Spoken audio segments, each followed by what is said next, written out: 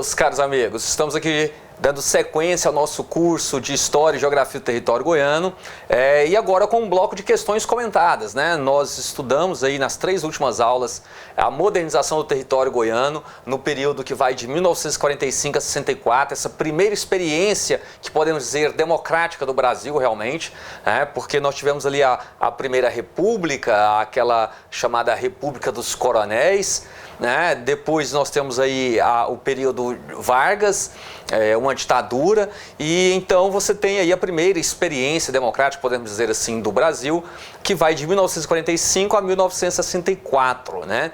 Então, analisando esse período e analisando a ideia de modernização do território goiano, nós passamos aí por 3 blocos de aulas. E agora nós vamos resolver algumas questões.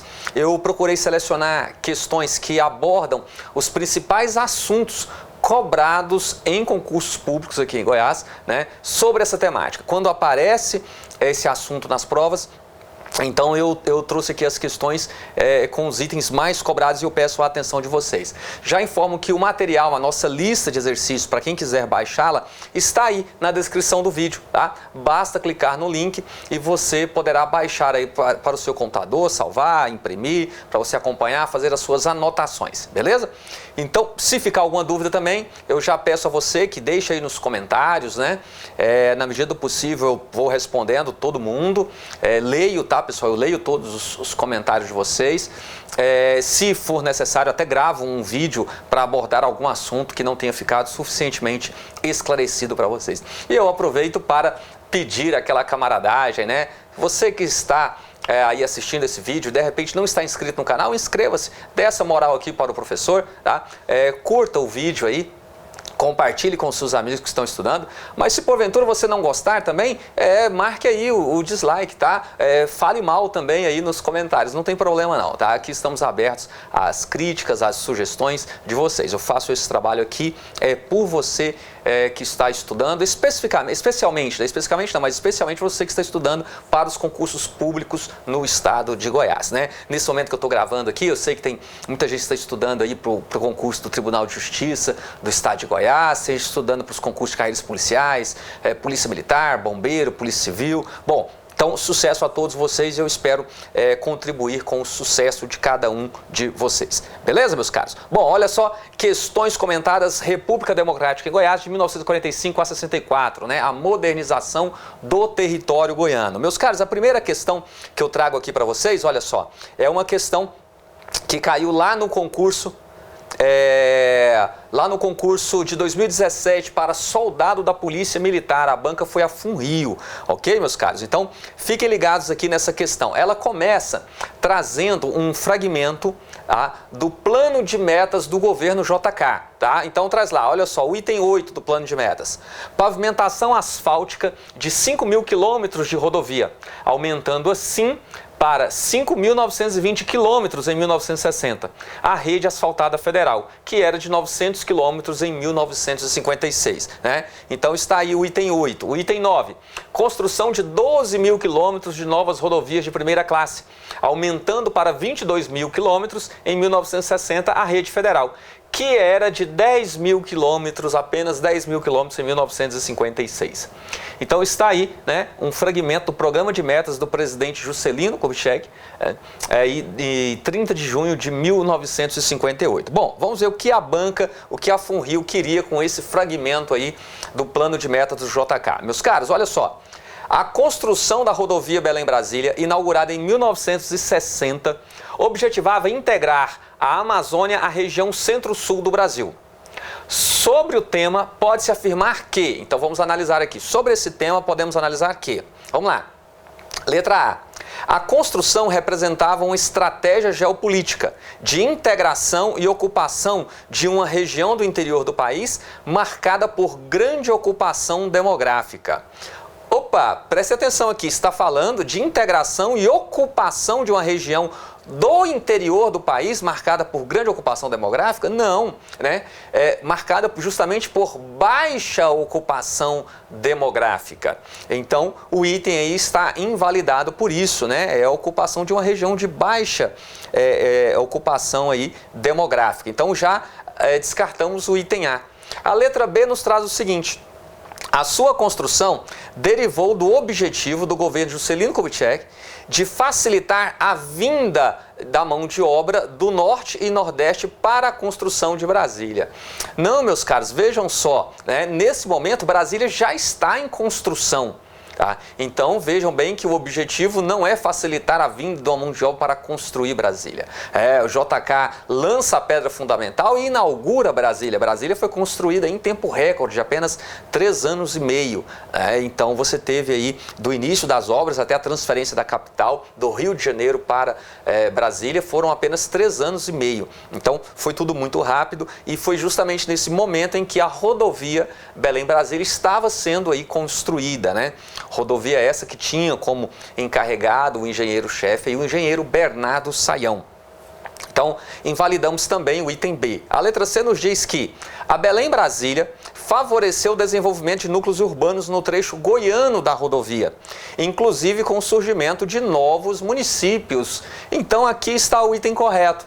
Ao abrir esse importante eixo rodoviário cortando o Brasil de norte a sul, favoreceu, né, em Goiás o surgimento de cidades no território goiano. É importante nós lembrarmos isso. A abertura dessa rodovia, ela possibilitou, além do surgimento, né, de novos municípios no território goiano, um maior fluxo de pessoas, de mercadorias ao longo de todo esse território. Então, o item correto aí pode marcar no seu gabarito letra C. Mas vamos continuar analisando a questão. Olha só, o trecho goiano da Belém-Brasília teve declínio das relações comerciais com as grandes cidades após 1960 e recrudescimento da ocupação urbana. Pelo contrário, não houve declínio, né? Você teve aí sim um crescimento e não um recrudescimento também da ocupação urbana. Você teve aí uma expansão da ocupação urbana. Então, está invalidado por esses dois fatores a letra D. E, para fecharmos, então, a letra E fala que a obra rodoviária projetada foi, dentre aquelas iniciadas durante o governo de Juscelino Kubitschek, a única que cruzou o estado de Goiás. Não, nesse momento você tem a abertura aí de eixos rodoviários cortando o território goiano, tanto no sentido norte-sul, quanto no sentido também leste-oeste, tá? Então, importantes eixos rodoviários foram abertos. E vale salientar aqui também para vocês, meus caros, apesar do avanço da ferrovia lá nos primeiros anos, né, do século XX no território goiano, essa ferrovia avançou lentamente, beneficiando basicamente o sul goiano. Justamente a partir da abertura da rodovia transbrasiliana que você tem aí um canal, né, um meio de ampliar a comunicação do sul goiano com o norte e também outras rodovias que vão cortar o território goiano, como a 060, hoje a rodovia BR-060, que cruza aí no sentido leste-oeste, né, ligando Brasília com o Acre, tá? Então, você tem esses fatores impulsionando a ocupação ao longo de todo o território goiano, tá? Isso aí foi decisivo. Então, beleza, feitos os comentários, vamos para a próxima questão, questão número 2. Olha só, também da FUNRIO aí, né, para o cargo de oficial da Polícia Militar do ano de 2017. O Plano de Desenvolvimento Econômico de Goiás, aprovado pela Lei 3.040, de 7 de novembro de 1960, para ser executado no período de 61 a 65, seria uma tentativa de planejamento regional em que, sem abandonar a tutela da política federal, a administração estadual pretendia, dentre seus próprios recursos, mediante a coordenação e sistematização dos investimentos que seriam realizados no Estado pelas 3 esferas do governo e pela iniciativa privada, a formulação de uma nova estrutura econômica e social que superasse a realidade vigente pela elevação do nível de vida da coletividade goiana, pela valorização do indivíduo moral, intelectual e material. Né? Então está aí um fragmento da obra do Zé de Almeida tratando aí sobre essa experiência do planejamento regional em Goiás, tá? Falando aí sobre o Plano de Desenvolvimento Econômico de Goiás. Então vamos lá, escrito na Revista Brasileira de Economia, o texto aborda o planejamento econômico regional, no Estado que dialogava com a política. Bom, vamos lembrar, né? Então, o Mauro Borges ele vai tocar, então, esse Plano de Desenvolvimento Econômico de Goiás, que passou até para a história, ficou conhecido mais como Plano MB, né? Em que visava o Estado agir, o Estado interferir naquelas áreas em que eram importantes para o desenvolvimento do território goiano e que a iniciativa privada, né, não tinha interesse ou não tinha condições de desenvolver esses setores. Então o Estado estaria ali agindo diretamente para desenvolver essas atividades e assim promover um crescimento econômico, um desenvolvimento social para o território goiano. Então vamos lá, ele está querendo saber com que esse plano então dialogava, tá? A letra A nos diz o seguinte: então dialogava com a política agrarista, acreditando na inserção da economia do Estado no mercado mundial de commodities. Não, pessoal, essa base aí ela não é agrarista, tá? Nós vamos ver que esse plano ele está ligado a uma ideia o quê? Desenvolvimentista, beleza? Então vamos lá, vamos só continuando aqui. Letra B nos fala de socialista, mostrando a relevância da estatização da economia para a criação de uma nova cultura. Não tinha base socialista aqui nenhuma, tá? Era um projeto de desenvolvimento capitalista mesmo. A letra C nos diz o quê? Nacionalista, rompendo com as concepções de desenvolvimento estabelecidas durante a era Vargas. Meus caros, as bases do governo Vargas, né, as bases de desenvolvimento estabelecidas do governo Vargas é justamente de uma base o quê? Uma base nacional, nacionalista. Vargas era um nacionalista. Nós não podemos esquecer. Vargas, ele tem um primeiro, vamos dizer assim, é o primeiro governo no Brasil que tem um plano de desenvolvimento para o país como um todo, né? Que até então, durante a chamada Primeira República, ou a República Velha, seja lá como você prefira se referir ao período que vai de 1889 a 1930, né? Nesse período você tinha o quê? Basicamente a elite paulista, mineira, se revezando na presidência do país, mas sem um projeto de nação, os estados entregues ali ao domínio das oligarquias locais, mas também sem um projeto, né, para as suas regiões. E Vargas não, Vargas é o primeiro governo que tem um projeto de desenvolvimento para o Brasil como um todo. Então Vargas cria a Companhia Siderúrgica Nacional, Vargas cria a Vale do Rio Doce, Vargas cria depois também a Petrobras, nacionaliza a produção de petróleo, exploração de petróleo, né, criando a Petrobras na década de 50. Então vejam só, o governo Vargas é um governo nacionalista, desenvolvimentista, nacionalista. Então não rompe, tá? Esse plano MB, ele não rompe com a concepção de desenvolvimento estabelecida durante o governo Vargas. A letra D nos diz liberal, destacando a importância de desregulamentar a economia e promover o livre mercado. Não, meus caros, tá? Não tem nada aqui nesse caso dessa economia liberal de promover essa desregulamentação, não. Era justamente o Estado agir naqueles setores em que a iniciativa privada não tinha condições ou não tinha interesse em desenvolver. E o Estado considerava que era importante o investimento naquela área.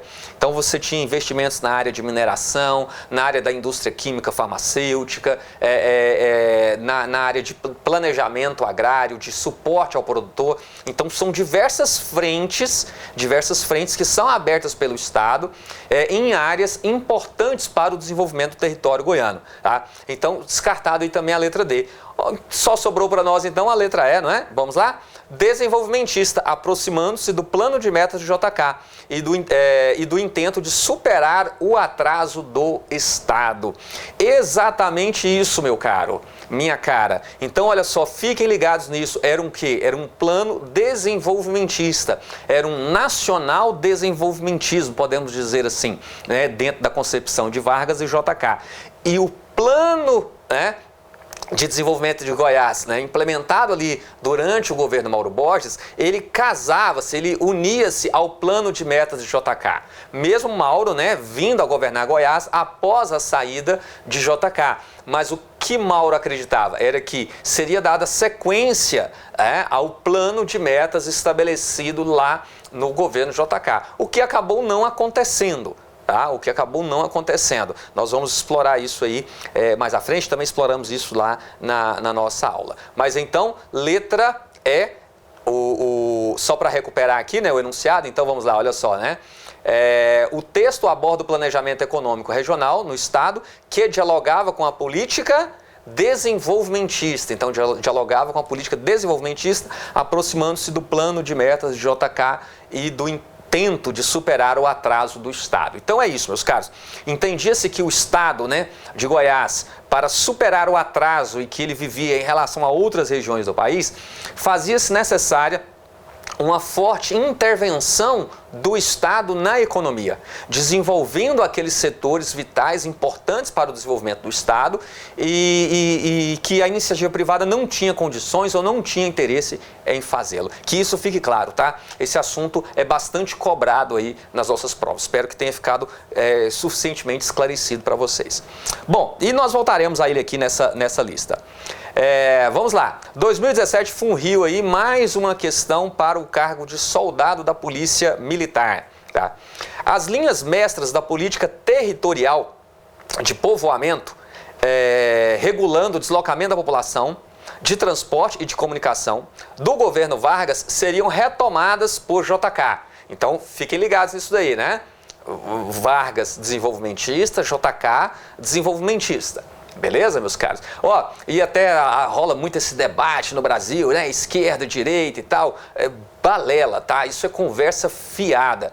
Tudo bem? Aqui no Brasil, o que nós temos? Nós temos governos desenvolvimentistas e nós temos governos entreguistas, tá? É isso. Nós temos aqueles que buscam um desenvolvimento nacional, industrialização, a desbravar esse interior, né? Integrar mais o sertão ao litoral, e você tem aquele que está principalmente ligado ao setor agrário, exportador de commodities, né? Que para esse grupo o que importa é o Brasil ser um grande fazendão, né? Que dane-se o desenvolvimento, que dane-se a indústria de ponta, de tecnologia. Né? O negócio é exportar soja em grãos, exportar milho em grãos, exportar a carne, né? O boi, os galináceos e é isso aí, tá? O Brasil como um fazendão, e tem alguns que tentam desenvolver esse país, que tentam tornar esse país uma potência industrial, tá? O que não será de acordo com as coisas que estão encaminhando agora nesse momento, né? O Brasil vem se desindustrializando já há muito tempo e dentro de uma situação em que assume, né, uma condição subalterna na divisão aí mundial do trabalho, beleza? Bom, então, continuando aqui, né, como prefeito, governador e presidente, JK também investiu em políticas de transporte e comunicação e realizou, por fim, o sonho de completar os vazios do território e de preencher as lacunas da nacionalidade. A Constituição de Brasília pode ser entendida como uma nova marcha para o Oeste. Observe que não está afirmando, está falando que pode ser entendida, tá? Então vamos lá. A fim, o sonho de completar os vazios do território e preencher as lacunas da nacionalidade, a Constituição de Brasília pode ser entendida como uma nova marcha para o Oeste. Sobre as políticas do governo de Getúlio Vargas e Juscelino Kubitschek, que alcançaram o estado de Goiás, é possível afirmar corretamente que... Então vamos lá, sobre as políticas de Getúlio Vargas e Kubitschek, que alcançaram o estado de Goiás. O que nós podemos afirmar sobre isso? Letra A. A cidade de Goiânia, inaugurada em 42, concebida de acordo com a política territorial varguista, objetivava também afastar o centro do poder das antigas oligarquias. Pedro Ludovico tinha esse objetivo também de afastar das antigas oligarquias? Sim, mas não era só isso, não era só essa questão política. Você tinha a questão política, você tinha a questão do sítio geográfico ali, né, da cidade de Goiás, que não comportava realmente uma capital, uma dificuldade, até mesmo para coleta do esgoto, o abastecimento de água, então enfrentava algumas dificuldades que impediam a região de tornar-se aí, né, a cidade tornar-se uma capital pujante para o território goiano, tá?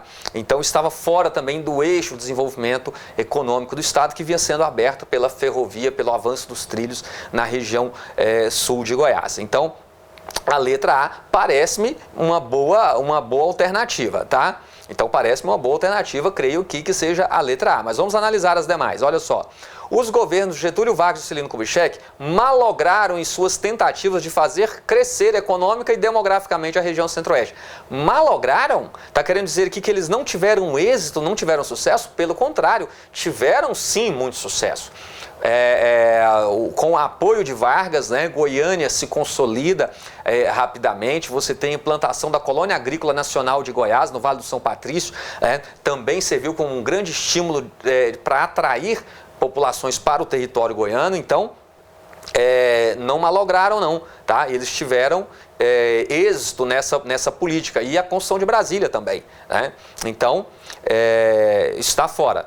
A letra C nos diz que o governo de Kubitschek, ao iniciar nova marcha para o oeste, privilegiou Brasília e não conseguiu desenvolver a economia goiana nem povoar o interior de Goiás. Pelo contrário, ao fazer aí de Brasília o carro-chefe do seu governo, e o fato então de trazer essa capital para o território goiano, fez com que o governo federal abrisse eixos rodoviários, cortando o território goiano em todas as direções, para justamente conectar a capital federal a todas as regiões do país, e isso fez com que Goiás passasse a crescer acima da média nacional. Olha só, meus caros, até um dado importante. Se você pega a propaganda governamental dos últimos governos de Goiás, das últimas décadas, tá? Sempre os governos de Goiás gostam de destacar que Goiás cresce acima da média nacional. E isso é verdade. Isso é verdade, mas cresce, eu diria até apesar desses governos, né? Cresce principalmente em razão dos investimentos do governo federal no território, né? Por justamente ser aí na região centro-oeste, estar no território goiano, a capital federal. Então, desde a construção de Brasília, Goiás cresce acima da média nacional. Que isso fique registrado aí para vocês, tudo bem? Então, a letra C também está invalidada. Vamos para a letra D. Diz que o presidente Getúlio Vargas deu início à construção da nova capital federal. Vargas? Não, pessoal. Quem inicia e conclui a construção de Brasília é o próprio Juscelino Kubitschek. Então, aqui já está invalidado o item, tá? Brasília, que teve sua obra ali iniciada em 56, e em 3 anos e meio ela já estava pronta. Beleza? Então vamos lá, letra E. A política territorial de Getúlio Vargas e Juscelino Kubitschek não logrou êxito em deslocar a população para o estado de Goiás, o que permaneceu um vazio demográfico. Não, Goiás é sim ainda hoje um estado com baixa densidade demográfica, né? Vamos considerar isso.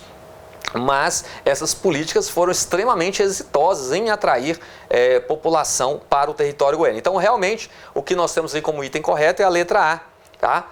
A cidade de Goiânia, inaugurada em 42, né? Na verdade, aqui refere-se ao batismo cultural de Goiânia, quando Goiânia, então, foi finalmente apresentada para o mundo. Aí, no mês de julho do ano de 1942, nós tivemos aí vários eventos, né? Foi um mês inteiro de festividades em comemoração à construção de Goiânia. Mas lembre-se, a capital já havia sido transferida efetivamente desde 1937, tá? Mas em 42, em julho de 42, essa apresentação de Goiânia para o mundo. Concebida de acordo com a política territorial varguista, objetivava também afastar o centro do poder das antigas oligarquias. Mas vale dizer aqui, olha só, concebida de acordo com a política territorial varguista, mas Goiânia não foi concebida por iniciativa de Vargas. É Pedro Ludovico quem leva o projeto de construção de uma nova capital para Goiás, né, e apresenta isso a Getúlio Vargas, e Vargas decide apoiá-lo nesse intento. Que isso fique claro, é objeto já de várias questões, afirmando que Goiânia é fruto de um projeto varguista. Não, Goiânia não foi fruto de um projeto varguista, mas recebeu sim o apoio de Getúlio Vargas. Isso já foi cobrado diversas vezes em provas de concurso. Beleza? Tá acompanhando aí numa boa? Tá? E olha só, se você ainda não curtiu esse vídeo, eu acho que já deu para sentir o clima aqui, então dá uma curtida aí. Mas se tiver uma bosta e você estiver acompanhando isso daí ainda, então dá um dislike também, não tem problema não, tá?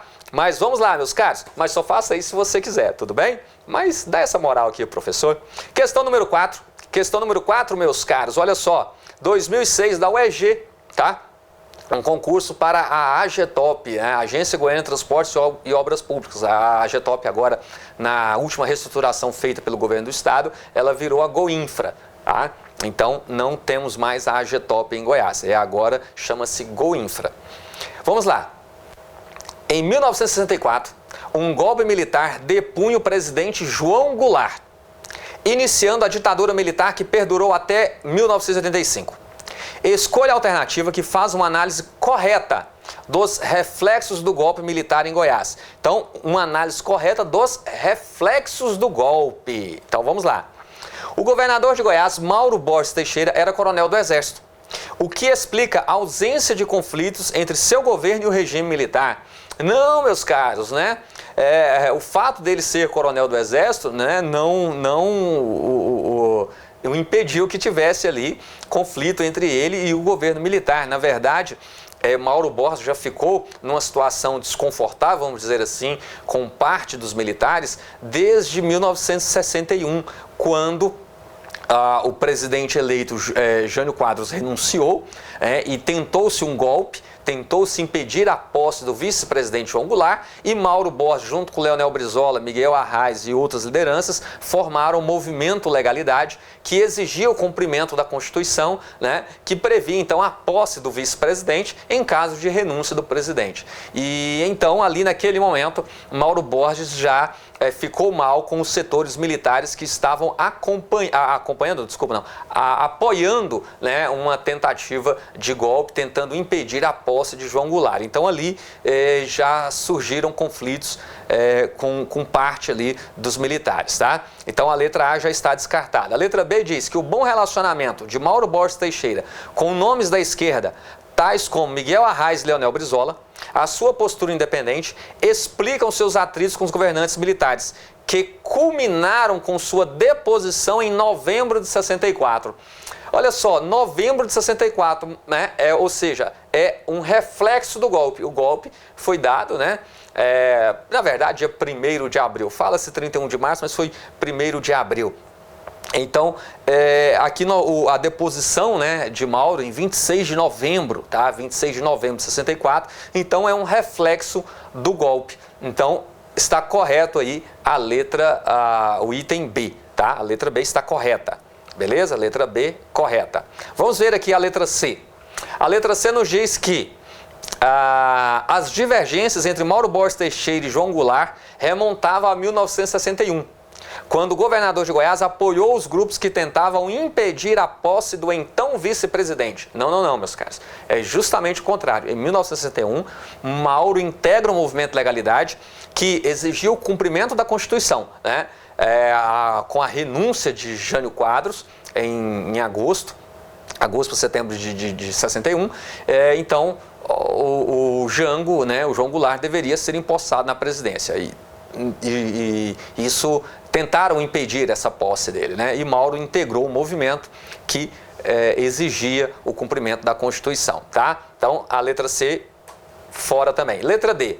Ancorado pelo apoio popular e pela Polícia Militar de Goiás, Mauro Borges Teixeira organizou um movimento de resistência à intervenção militar federal, que ficou conhecido como Movimento Legalidade. Não, meus caros, a intervenção federal que aconteceu em Goiás no governo Mauro não é o Movimento Legalidade. O Movimento Legalidade é o movimento de 1961 para garantir a posse de João Goulart na presidência do Brasil, tá? Então, quando vem ali a intervenção federal em Goiás, em novembro de 64, que Mauro foi então deposto do comando, né, foi retirado do comando de Goiás, não houve movimento, não houve resistência. Apesar de populares irem à praça, tentarem se alistar, se voluntariar para resistir, inclusive querendo pegar em armas para resistir à deposição de Mauro, né, ele não aceitou essa saída, não havia a menor chance de êxito, né? Aviões da Força Aérea estavam dando rasante sobre o centro da cidade, intimidando qualquer ato de resistência por parte de Mauro Borges, da população de Goiás. Então Mauro entendeu que não havia mais nada o que fazer, né, diante da intervenção que Goiás estava sofrendo, e assim ele deixa o governo de Goiás. Se você buscar aí no YouTube, você encontra, tá, imagens dessa época. Você vai encontrar imagens ali do Mauro discursando em cima de uma Kombi na Praça Cívica, cercada por populares. Imagens dos aviões da Força Aérea dando rasante sobre a Praça Cívica. Então você tem algum material sobre isso aí disponível, bem acessível a você aí na internet, tá? Então, a letra D também está invalidada, de forma tal que o item correto é realmente a letra B, tá? Letra B aí é o item correto.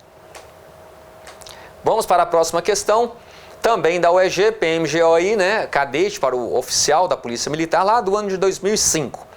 Na década de 1960, um intenso clima de disputa ideológica resultou no golpe que derrubou o governo de João Goulart, impondo um novo modelo político ao país.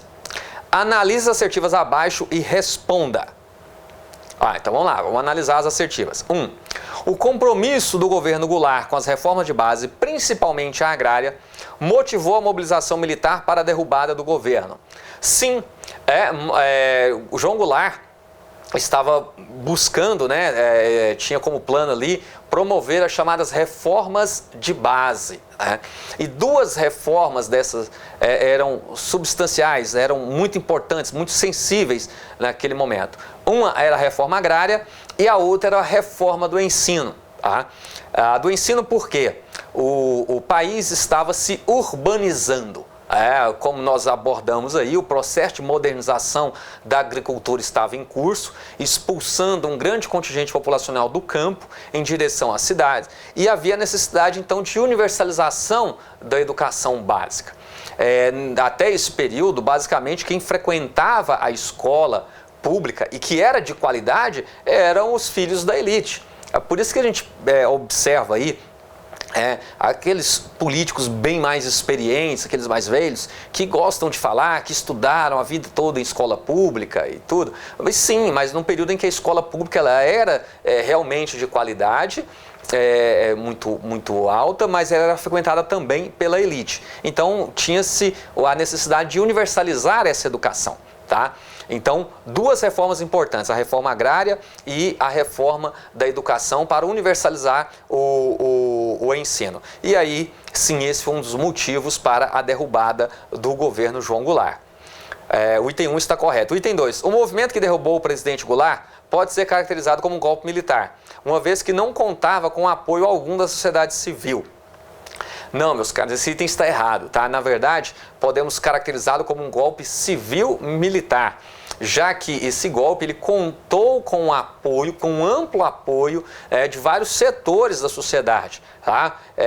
O setor financeiro, o setor agrário, setores da Igreja Católica, né? A Igreja Católica, podemos dizer assim, de forma geral, apoiou o golpe em 64, todos ali no caso, né, principalmente havia um temor comunista e tal, né?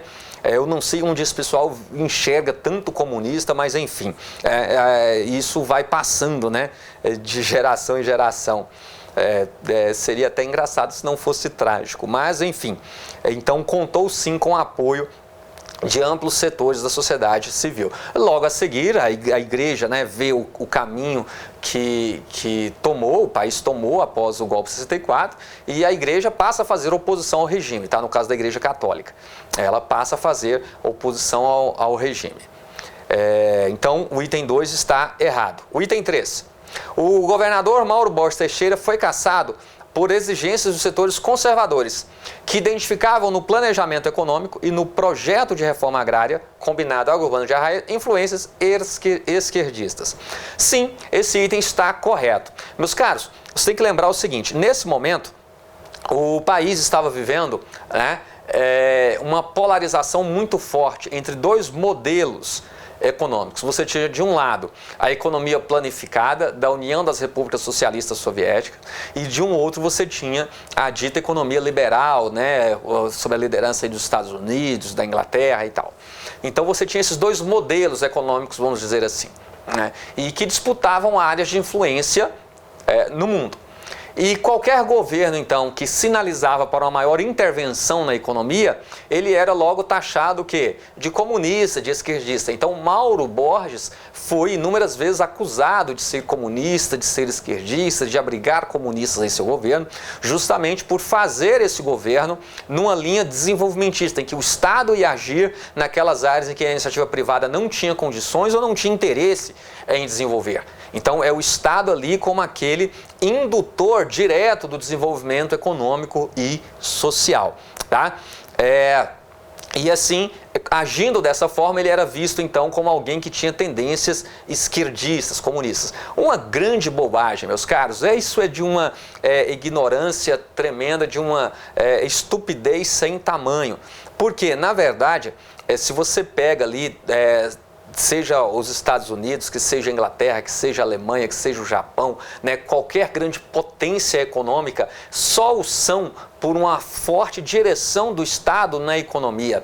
Ainda que não seja diretamente pelo Estado conduzindo ali estatais, mas são as compras governamentais, os investimentos direcionados por parte do governo, que fazem com que essas nações sejam potências econômicas, que consigam conferir um relativo grau de desenvolvimento social para as suas populações, tá? Isso é uma grande bobagem que é vendida aqui para a América Latina, sobretudo, né, como sendo o horror, comunistas, esquerdistas. Não, isso é amplamente praticado pelas maiores economias do mundo. Tem até um livrinho bastante interessante, eu não sei se eu vou achá-lo aqui, eu gravo aqui na minha biblioteca, né, e tem uma obra bastante interessante que é do Ottaviani, do Alessandro Ottaviani. Aqui agora eu confesso que está um caos aqui a minha biblioteca e eu não vou encontrá-la assim rapidamente, mas é uma obra bastante interessante em que ele faz justamente uma análise, né, da intervenção dos estados nacionais na economia a partir, por exemplo, de empresas estatais. E o que é curioso, né? Aqui ouvimos falar sempre, o Brasil tem muitas estatais, o Estado interfere muito na economia e tal, né? Os Estados Unidos têm aí aproximadamente 10 vezes mais estatais do que o Brasil. Sim, os Estados Unidos, a grande potência liberal, ela tem 10 vezes mais estatais do que o Brasil possui. A Alemanha também possui grandes empresas estatais, uma estatal alemã que provavelmente a maioria das pessoas desconhecem, né? Que ela,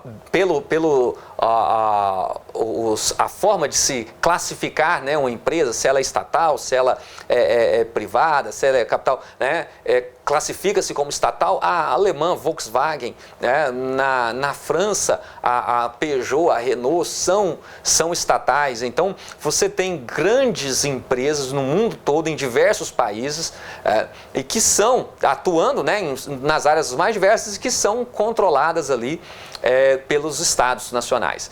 Então, essa bobagem ela é vendida aqui na América Latina, né? Não só para o Brasil, isso é para toda a América Latina, e que vai fazendo com que qualquer governo que busque uma linha desenvolvimentista seja duramente atacado, né? Por quê? Porque não há interesse por parte aí das grandes potências de mais concorrência, né? Principalmente, imagina o Brasil se desenvolvendo, o Brasil assumindo aí uma vanguarda também na área tecnológica, com toda a riqueza mineral, com a abundância que nós temos de ferro, ouro, níquel, cobre, as chamadas terras raras, que nós temos muito. Vamos falar sobre isso aqui, abordando a parte da geografia de Goiás, que são elementos essenciais para essa indústria de ponta de tecnologia, o nióbio, a abundância que nós temos de água. Então, o Brasil é um país que reúne todas as condições para ser um grande player global, né? E todas as vezes que um governo busca ali direcionar de alguma forma essa economia, ele sofre muitas pressões externas e internas, né? Porque nós temos uma parte da elite que eu costumo dizer sempre que ela joga contra uma ideia de nação, tá? Ela joga contra a ideia de nação. É aquela elite que quer ver esse país realmente como um fazendão, né? E administra os seus negócios lá do exterior. Tá? Mas vamos lá. Então nós temos aí como correto os itens 1 e 3, letra C. Questão número 6. O governo Mauro Borges, olha, o EGPCGO, 2013. O governo Mauro Borges se firmou em diretrizes planejadas.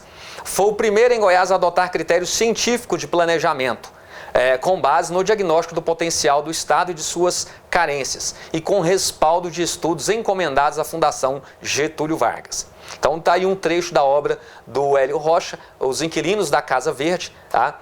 É uma obra que volta e meia aparece algum fragmento dela também aí em provas de concurso.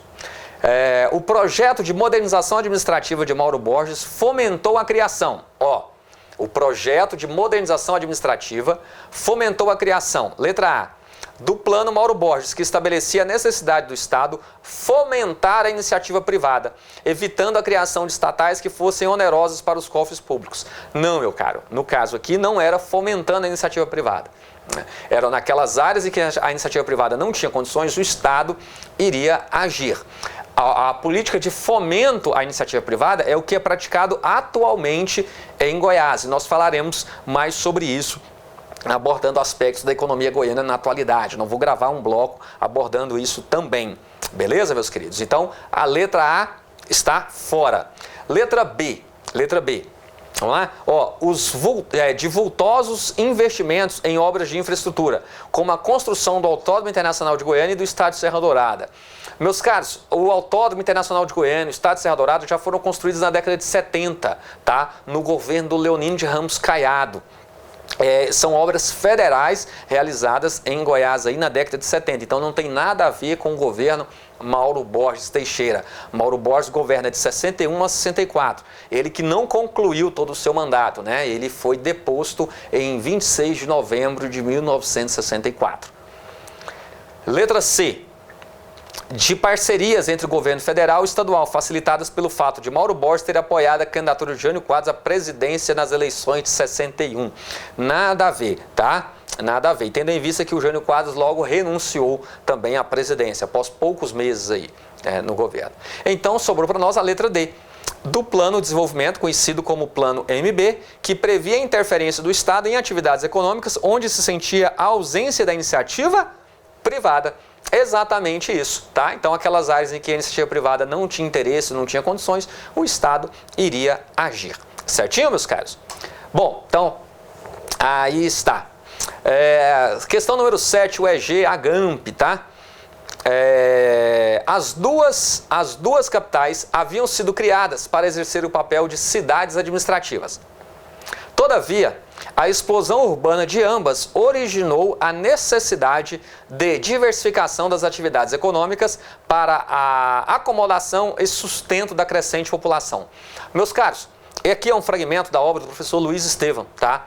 Olha o título da obra: O Tempo da Transformação, Estrutura e Dinâmica da Formação Econômica de Goiás. Eu tenho essa obra, eu tenho, se eu não me engano, essa obra ela está disponível. Aí você acha ela na internet, tá? Você consegue baixá-la. Se você encontrar, vale a pena a leitura, é importante. Volta e meia, fragmentos dessa obra também aparecem aí em provas de concurso, beleza? Então vamos lá. De acordo com o trecho acima, são muitas as semelhanças entre Brasília e Goiânia. Sobre o assunto, analise as assertivas abaixo. Então vamos analisar as assertivas. A construção das duas capitais foge à lógica das decisões econômicas. Como visionários, Pedro Ludovico e Juscelino Kubitschek se lançaram à aventura, visando mais ao futuro do que ao presente ou ao passado. E aí, o que vocês acham desse item? Pense aí. A construção das duas capitais foge à lógica das decisões econômicas. Foge à lógica, sim, meus caros. Por quê?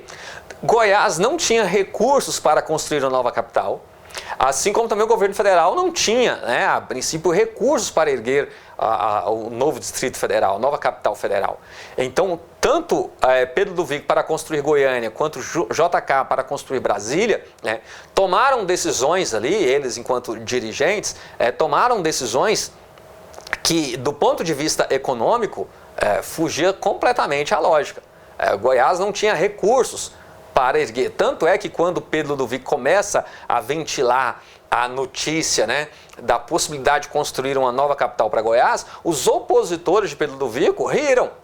Falaram, é piada desse cara. Não há a menor possibilidade de Goiás erguer uma nova capital, simplesmente porque não tinha recursos para isso. Começar do nada, do zero ali, uma nova cidade. Mas enfim, olhando muito mais para o futuro do que as condições do presente ou do passado, eles se lançaram. Se lançaram. E é isso, meus caros, eu até deixo aqui essa visão. Às vezes as condições que estão postas naquele momento, parece que tudo está apontando para dar errado. Mas mesmo assim, nós temos que levantar todos os dias cedo, com vontade, com garra, com determinação e acreditar, porque pode ser que dê certo. Tá? Então é isso, tá? Pode ser que dê certo, então temos que acreditar. Às vezes as condições que estão postas no momento são as piores possíveis, né? São as menos favoráveis, mas se você ficar preso a esse momento, a isso que está te circundando ali naquele momento, para aquelas dificuldades da hora, você acaba não se lançando para o futuro. Tá? Então não tenha medo, lembre sempre, né, da audácia daqueles que conquistam os grandes lugares, que fazem grandes coisas, né? São pessoas que miram muito mais o futuro do que se apegam às limitações do presente. Então eu espero que você também na sua vida possa mirar aí um bom futuro para você. Então o item 1 está correto. O item 2, a construção tanto de Goiânia quanto de Brasília foi um projeto acalentado no passado e recebeu apoio inconteste das elites políticas para a concretização do sonho mudancista. Meus caros, foi um sonho acalentado no passado? Foi. Mas o item aqui está errado, por quê? Porque ele fala que recebeu apoio inconteste das elites políticas. Pelo contrário, recebeu uma forte oposição tanto à construção de Goiânia quanto à construção da capital federal. Eu não sei dizer exatamente agora, nesse momento, mas até bem poucos anos, o maior contingente de servidores públicos federais não estavam em Brasília, mas sim ainda no Rio de Janeiro. Tá? Então houve sempre uma resistência muito grande em transferir, né, importantes pastas, órgãos da administração pública federal para o Distrito Federal. Beleza? Bom, então vamos lá. Então o item 2 está errado por isso, tá? Porque não contou com apoio inconteste das elites. O item 3, a mudança da capital de Goiás para Goiânia dinamizou a região do Mato Grosso goiano, mas sua transformação em metrópole é o resultado de um amplo investimento na região em decorrência da construção de Brasília. Meus caros, corretíssimo esse item, olha só. A mudança da capital de Goiás da capital de Goiás para Goiânia, né? Ou seja, da cidade de Goiás para Goiânia, dinamizou a região do Mato Grosso goiano. Sim. Que região é essa do Mato Grosso goiano? É a região que, pela divisão do IBGE, tá, divide o estado de Goiás em mesorregiões. Mesorregião sul, leste, centro, noroeste e norte goiano. Esse Mato Grosso goiano é justamente o quê? O chamado centro goiano, pela divisão do IBGE das mesorregiões goianas. É o centro goiano, que no passado era também conhecido como Mato Grosso goiano. E por que isso? Pela vegetação característica dessa parte central do território goiano. Lembre-se, né, quanto à vegetação, Goiás é formado o quê? Basicamente pelo cerrado. E o cerrado, o chamado cerrado típico, o cerrado estrito sensu, aquele cerrado das árvores retorcidas, baixas, cascas grossas. Porém, nessa parte do chamado centro goiano, você tem o cerradão ou a região de mata. Daí o nome Mato Grosso goiano.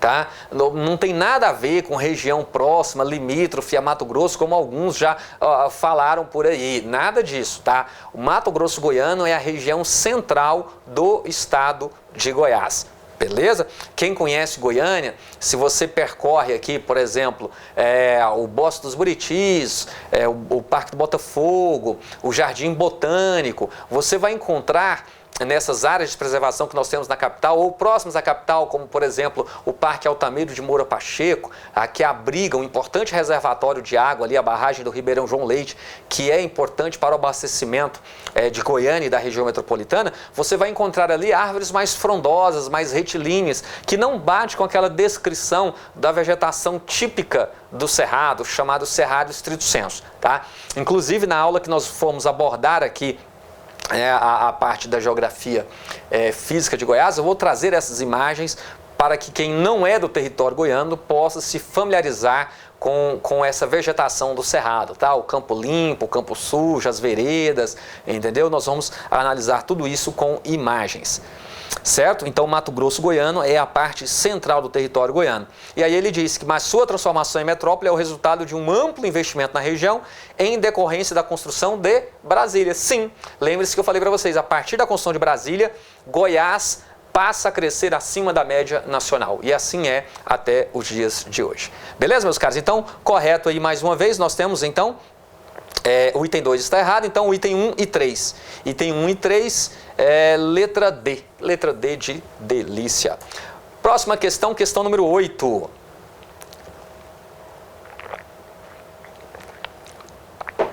Vamos lá. Olha só. Olha só, hein? Tribunal de Justiça de Goiás. Olha só. Quem aí está estudando Tribunal de Justiça de Goiás, comente aí, tá? Deixa um oi. Esse aqui foi para o Tribunal de Justiça do concurso do ano de 2014. A banca foi a Fundação Getúlio Vargas para o cargo de oficial de justiça. Entre os empreendimentos importantes que nasceram no governo Mauro Borges, um deles foi a tentativa de reforma agrária, através de uma experiência piloto. Estamos nos referindo à letra A, não é? Olha só, Combinado Agro-Urbano de Arraias.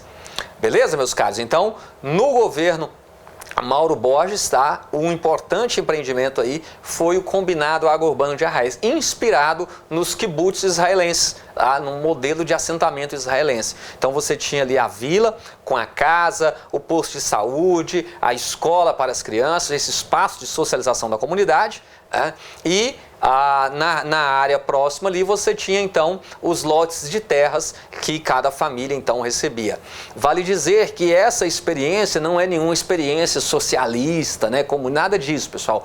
É uma experiência capitalista, porque esses lotes eram vendidos aos camponeses, né? Que pagariam por essa terra, entregando ali parte da produção, tá? Então vejam que não há nada aqui de política socialista, distribuição da terra, nada disso, tá? Esses lotes eram vendidos aos camponeses. Então, essa experiência, ela inclusive virou município, tá? O Combinado Agro-Urbano, né, que ficava no município de Arraias, emancipou-se e você tem hoje lá o município de Combinado, certinho? Letra B, a Colônia Agrícola de Ceres. Não, a Colônia Agrícola de Ceres não é no governo Mauro Borges, não é iniciativa do governo de Goiás, é uma iniciativa do governo federal. Colônia Agrícola de Ceres no ano de 1942, né? Onde hoje é o município de Ceres, em homenagem a Ceres, a deusa ali da produção agrícola, do cereal, tá? Então, 42. A Colônia Agrícola de Uvá. Colônia Agrícola de Uvá, meus caros, é de 1924, tá? Lá da República Velha ainda, né? Implantada ali na região de Goiás, tá? Foi uma colônia de alemães. Então, imaginem só, né? Quem conhece a região de Goiás, um calor tremendo, e criaram ali uma colônia agrícola para receber alemães. Foi um fracasso. Essa colônia ela não aconteceu como estava projetada, era para dar apoio em financiamento, né, os incentivos para essa produção, que não aconteceu, e aí muitos daqueles que receberam as terras ali na colônia de Uvá acabaram migrando para outras regiões do país, tá? Mas tem lá ainda essa comunidade próxima à cidade de Goiás. A colônia de Santa Cruz também da década de 20, então não tem nada a ver com o governo Mauro Borges, lembrando que Mauro Borges é de 61 a 64, e a colônia de italianos em Nova Veneza, também lá nos primeiros anos, né, Nova Veneza ali em 1912, tá, com a chegada de italianos. Nova Veneza que está aí hoje na região metropolitana de Goiânia. Certinho, tem ali, não me recordo agora bem o mês, mas tem, acho que é mês de junho, tem o Festival Gastronômico de Nova Veneza, né, que recebe muitos turistas da região metropolitana, né, vão participar desse festival gastronômico. Então, o gabarito aí, letra A. 9, já estamos nos aproximando, tá? Esse bloco ele ficou bastante extenso, pessoal, mas é porque eu queria abordar mesmo tudo que pode vir a cair em uma prova de concurso abordando o governo Mauro Borges, beleza? Como eu falo às vezes um pouco mais lento para alguns, para outros já acham que eu falo um pouco rápido, qualquer coisa você dá uma acelerada aí no vídeo aí e tá tudo bem. Olha só, meus caros, o EG 2001, tá?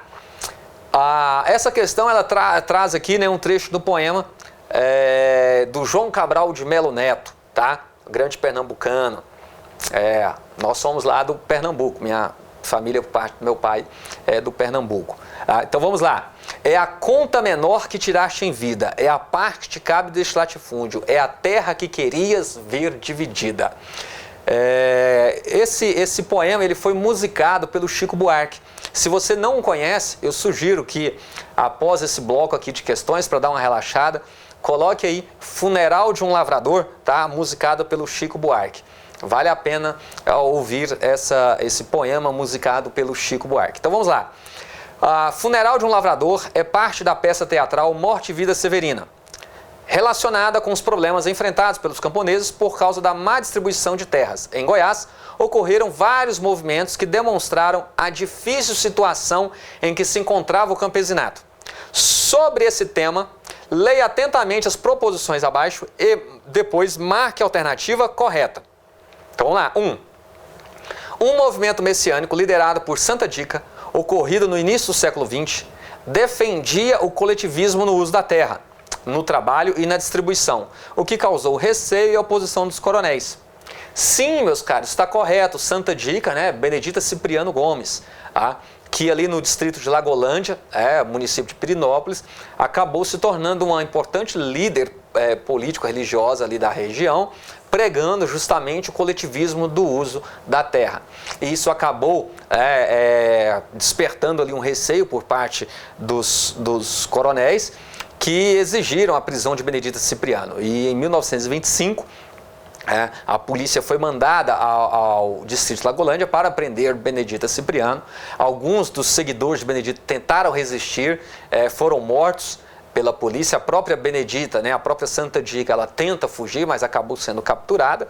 Ficou presa por um tempo e depois posta em liberdade.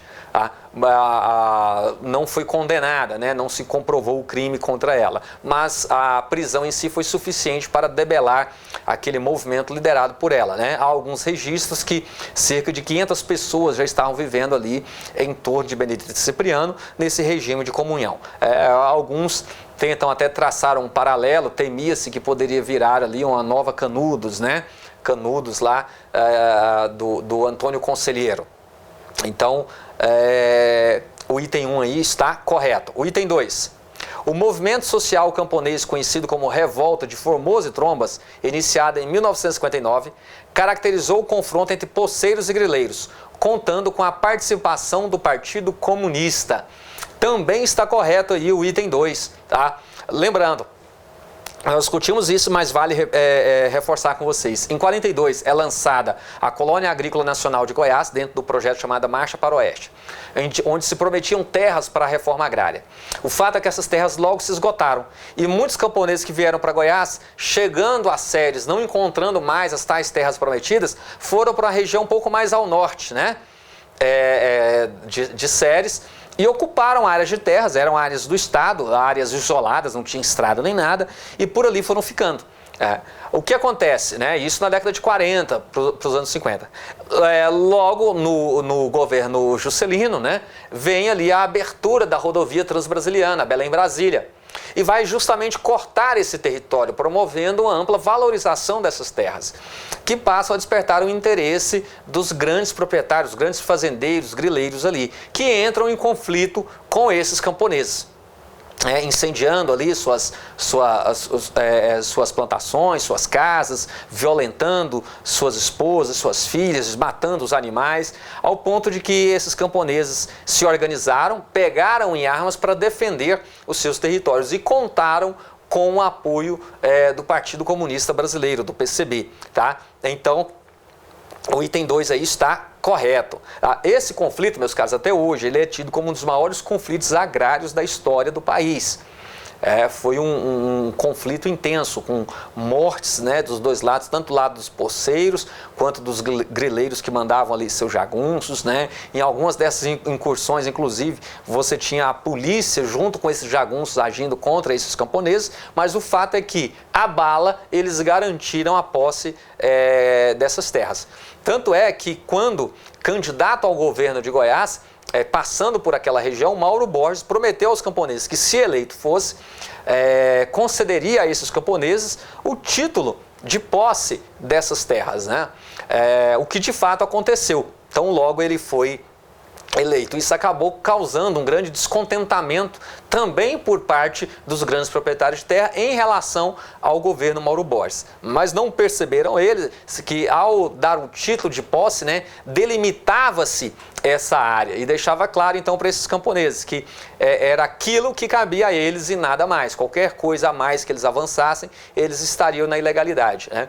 O que os grandes proprietários não faziam, né? Regularizar as suas terras. Não havia, a princípio, interesse nessa regularização justamente porque eles podiam ir expandindo seus domínios indefinidamente, tá? E ao conceder o título de posse, você estabelece, olha, é isso que você tem, pronto e acabou. Qualquer coisa fora disso daí você está na ilegalidade. Bom, então o item 2 aí também está correto. O item 3, a tensão no campo em Goiás levou a Igreja Católica a apresentar um projeto de reforma agrária sob a liderança de Dom Fernando Gomes dos Santos, arcebispo de Goiânia. Sim, a Igreja Católica chegou a criar o seu projeto de reforma agrária no município de Corumbá, né? Tinham recebido ali uma doação de uma propriedade para fazer o que seria um projeto modelo de reforma agrária, que seria então apresentado ao Estado, né? Aquilo que a igreja entendia que deveria ser um projeto de reforma agrária. E o objetivo era, de alguma forma, afastar a influência comunista junto ao campesinato, né? Então, o fato de se organizar ali a luta, né, do campesinato para a posse da terra era visto como uma ameaça. Então a igreja queria apresentar para o Estado o que seria o ideal de reforma agrária. Está correto então o item 3 também. O item 4. Sendo Goiás um estado agrário, o modelo econômico do período da ditadura caracterizou-se por um novo padrão de acumulação da renda, baseado na modernização conservadora da grande propriedade. Bom, meus caros, nós vamos analisar isso daí mais à frente no próximo bloco, mas sim, tá? A modernização conservadora, né? Isso nós já falamos aí no bloco anterior. Por que essa modernização ela é conservadora? Porque moderniza-se a prática agrícola com a chegada de maquinário, tecnologia, insumos, certo? Você moderniza, porém mantém o padrão fundiário, ela conserva o modelo fundiário, que é o quê? O latifúndio, é a grande propriedade, é isso que vigora no país, tá? E o que é interessante, meus caros, olha só, pegando os dados do IBGE agora, na atualidade, ano a ano, o que nós temos a cada ano, um grupo menor de empresas, de pessoas, detém áreas de terras cada vez maiores, ou seja, levando sempre a uma brutal concentração das terras nas mãos de uma minoria, tá? Então isso é um fato, isso vai perpassando por governos, beleza? Bom, o item 5. Problemas relacionados com a ocupação de terras em Goiás são uma herança dos primórdios da colonização da província, que favoreceu a concentração da propriedade e a formação de oligarquias. Também correto é a nossa história. Então, olha só, estão corretos aí 1, 2, 3, 4 e 5, letra C. Letra C. E assim, meus caros, chegamos, né, à última questão dessa lista. Olha só, em 1 hora aí, né? Mas vamos lá. 2010 aí da FUNCAB, né? Letra A. O estado de Goiás, marca a alternativa correta, né? Letra A. O estado de Goiás cresce rapidamente a partir de 1940 com a Construção de Goiânia. A campanha nacional da Marcha para o Oeste, culminando com a Construção de Brasília na década de 50, imprimindo um processo acelerado ao estado. Sim, meus caros, o item A está correto. Tá? Então nós já achamos, mas vamos ver o que está errado aí? Vamos comentar? Olha só, a construção da cidade de Goiânia não teve muito impacto no crescimento de Goiás. Seu desenvolvimento só se estabeleceu com a construção de Brasília em meados da década de 60. Bom, está tudo errado. Primeiro, porque a construção de Goiânia teve sim impacto para a construção, para o crescimento de Goiás, né? E o seu desenvolvimento, ele acelerou, ele foi ainda maior com a construção de Brasília, mas Brasília foi construído o quê? Na década de 50, tá? Inaugurada em 1960, certo? Então, a letra B está invalidada por isso. A letra C. Podemos afirmar que a construção de Brasília não teve tanta importância. pois o estado de Goiás já se desenvolvera com a construção de Goiânia. Este sim foi o grande marco do Centro-Oeste brasileiro. Não, o grande marco do Centro-Oeste brasileiro é a construção de Brasília, sem sombra de dúvidas, tá? Então está invalidado por isso. Letra D. O grande marco do Centro-Oeste brasileiro foi a construção de Brasília no final da década de 60, trazendo desenvolvimento e progresso para o país. Olha só, em que casca de banana, né? No final da década de 60, eu achei que a banca pegou pesado com essa, né? Está errada por isso, não é no final da década de 60. E a letra E nos diz que a construção de Brasília e Goiânia foram importantes. Porém, o Estado já tinha seu progresso estabelecido desde o período da mineração, né? Não, então está invalidado por isso. Nós vimos que a mineração você tem ali um período de apogeu, mas um curto período, e logo vem um processo de declínio dessa atividade, né, mineradora. E então um lento processo de expansão da pecuária, de formação das oligarquias, tal qual nós já analisamos nos itens anteriores. Então o item correto é realmente a letra A. Beleza, meus caros? Bom, então assim, chego ao fim dessa lista com 10 questões, né? Ficou bastante extenso, mas eu acho que eu comentei bem cada um desses itens. Fizemos, na verdade, uma revisão dos 3 blocos anteriores, tratando dessa modernização do território goiano. No próximo bloco nós vamos abordar, nos próximos blocos, na verdade, né, nós vamos abordar aí o período do governo militar, da ditadura militar, de 64 a 85, o processo de redemocratização, os governos goianos pós-redemocratização até o início dos anos 2000. Tá? Então, nós vamos fazer aí essa análise geral e também trabalharemos algumas questões com vocês abordando isso daí. E tão logo finalizar esses 2 próximos blocos, trabalhando aí o período ditatorial e a redemocratização, aí nós vamos partir para um outro bloco abordando a parte da geografia do território goiano. Então vamos falar sobre solo, relevo, clima, hidrografia, vamos falar também sobre aspectos da agricultura, da economia goiana, industrialização, tá? Aspectos da cultura. Então tem muita coisa ainda a ser disponibilizada aqui, tá? Para vocês. Então, é isso aí, meus caros. Você que está estudando, que está se preparando, tá? Eu não vou desejar sorte, vou desejar sucesso. Sorte é para os incompetentes, é para os preguiçosos. Você que está batalhando, que está estudando, eu desejo a você sucesso. E mais uma vez eu peço, se você não está inscrito no canal, inscreva-se. É importante para que esse canal chegue a mais pessoas. Compartilhe aí com seus amigos. Deixe o seu comentário. Comente aí de onde você está assistindo esse vídeo, qual é o concurso para o qual você está estudando, se é para concurso, se não, se é só curiosidade sobre o tema, se é para uma prova aí da escola, da faculdade. Então, sucesso a todos vocês. Deixe o seu like, deixe o seu dislike, deixe o seu comentário, inscreva-se no canal, mas só faça isso se você quiser. E encerramos aí com a nossa mensagem, né? Que estudar será sempre aí o nosso maior ato de rebeldia. Uma boa morte a todos e até a próxima aula. Avante, avante!